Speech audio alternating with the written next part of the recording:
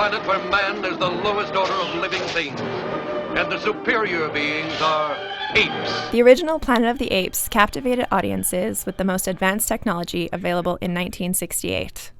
Humans in prosthetic ape masks. Caesar! Now comes the reimagining of the hugely successful franchise. Rise of Planet of the Apes will once again delight audiences with the latest bells and whistles.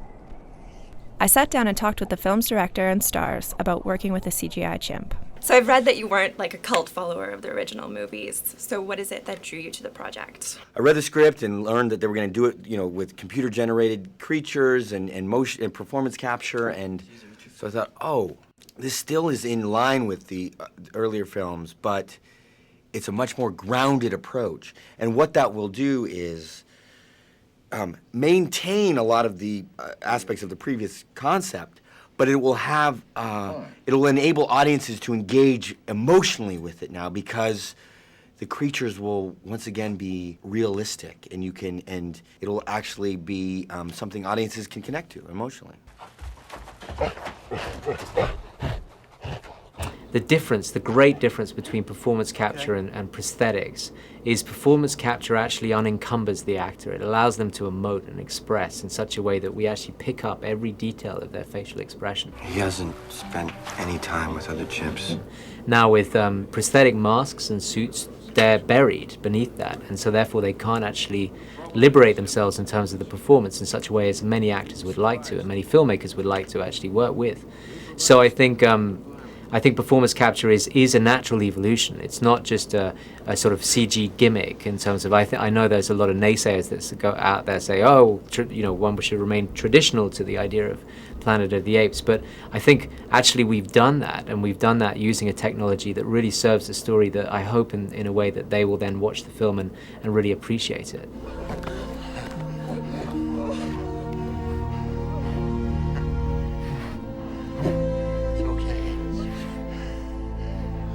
It's okay. I didn't mean it. Caesar's an amazing role to play for an actor, because you're playing an infant right through to an adult who goes through a huge journey, who's an innocent, and who then faces himself and realises that he's a freak and isn't really a human being, although he's been brought up with human beings, and then he has to go and relate to his own kind. And it's one of the most challenging roles I think I played. Plus, you're trying to do that without dialogue. There's no dialogue. It's all conveyed through the eyes and through body language and through projecting your feelings and emotions. You'll probably miss him more than he'll miss you. I guess with Andy, he just makes life easier for us actors, and even though he's in the motion capture suit, and you don't really see him with the skin and the hair and all of that, that's all done in post. But he's I think made everybody, including the director's life and the studio's life, easier.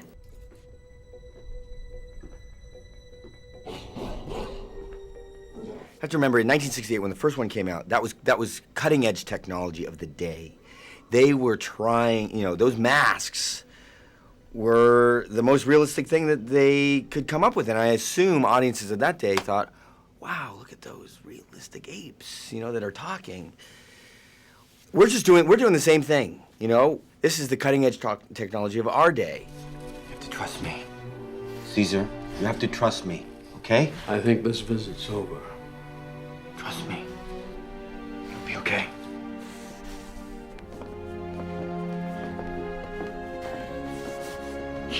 Fans of the previous films will only be excited about this, because the filmmakers on this movie have found a way to be loyal to the ideas of the original films, but to make it current and to continue the franchise,